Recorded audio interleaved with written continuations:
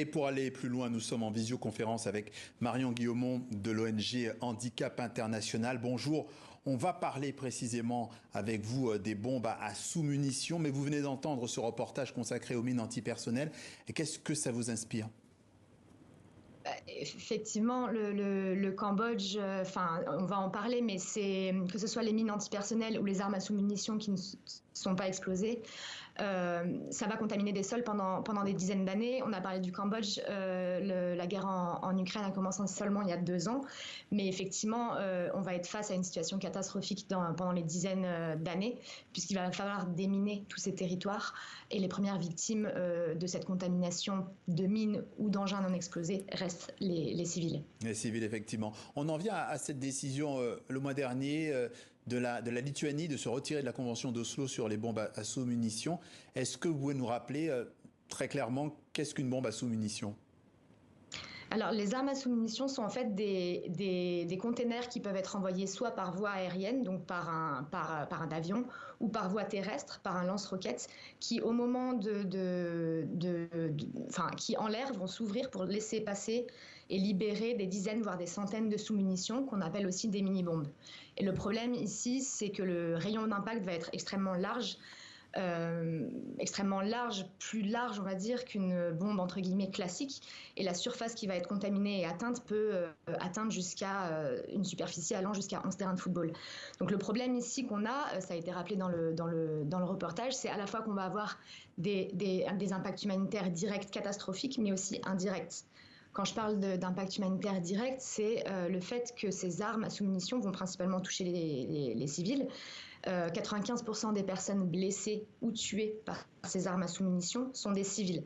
Cette arme a été interdite en 2008 parce qu'elle ne respecte pas le principe de discrimination du droit international humanitaire. C'est-à-dire que toute arme doit distinguer les populations civiles des populations militaires, mais aussi les infrastructures civiles, les hôpitaux par exemple, et les infrastructures militaires. Et ce n'est pas le cas de ces bombes à cause de ce rayon d'impact qui est très large. Et l'autre impact, c'est un impact humanitaire plus indirect qui est lié à cette contamination, ça a été rappelé, qui dure pendant des décennies, qui va, 40% de ces sous-munitions n'explosent pas au moment de l'impact. Donc pendant des décennies, on va avoir des routes qui vont par exemple être contaminées, qui vont empêcher les populations civiles d'accéder à des services vitaux, Ouais. ou des champs qui vont être contaminés et potentiellement impacter la sécurité alimentaire de toute une population. Ouais, donc ce sont des bombes, en tout cas des armes qui frappent un peu à l'aveugle.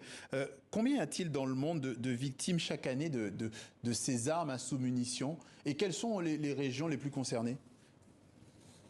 Alors, on n'a pas encore les chiffres pour 2023, mais avant ça, en 2022, on a 1500 environ personnes tuées et blessées sur 2021-2022, principalement depuis 2022 en Ukraine, Oui. avec justement des attaques directes, donc des personnes tuées directement dans les attaques, mais également aussi au Myanmar, en Syrie. Au Yémen également, il y a beaucoup de personnes qui sont tuées pas forcément par des attaques directes, mais plus par ces restes qui ne sont pas explosés et qui font office en fait de mines antipersonnelles. Marion Guillaumont, une fois que vous avez dit ça, qu'est-ce qui motive finalement cette décision de la Lituanie ?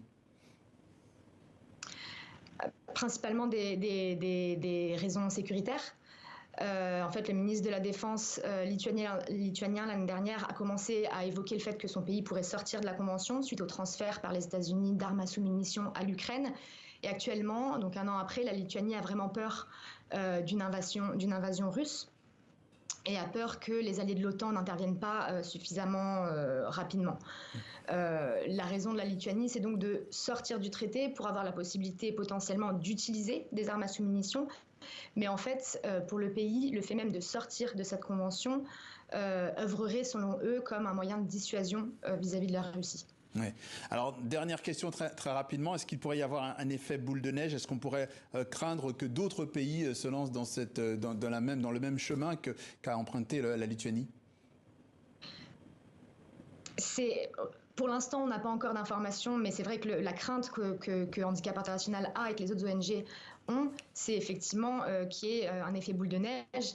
vraiment le fait que la Lituanie sorte du traité, et ça crée vraiment un précédent. Ça n'a jamais été le cas auparavant. Aucun État n'est sorti de cette convention sur les armes à sous-munitions, ni d'aucun autre traité de désarmement. La crainte aussi qu'on a, c'est qu'il y ait vraiment une érosion de la norme, une érosion du droit international humanitaire plus largement. Ouais. Ça renvoie vraiment une mauvaise image, le fait que les États puissent sortir d'un traité en temps de guerre ou de tension.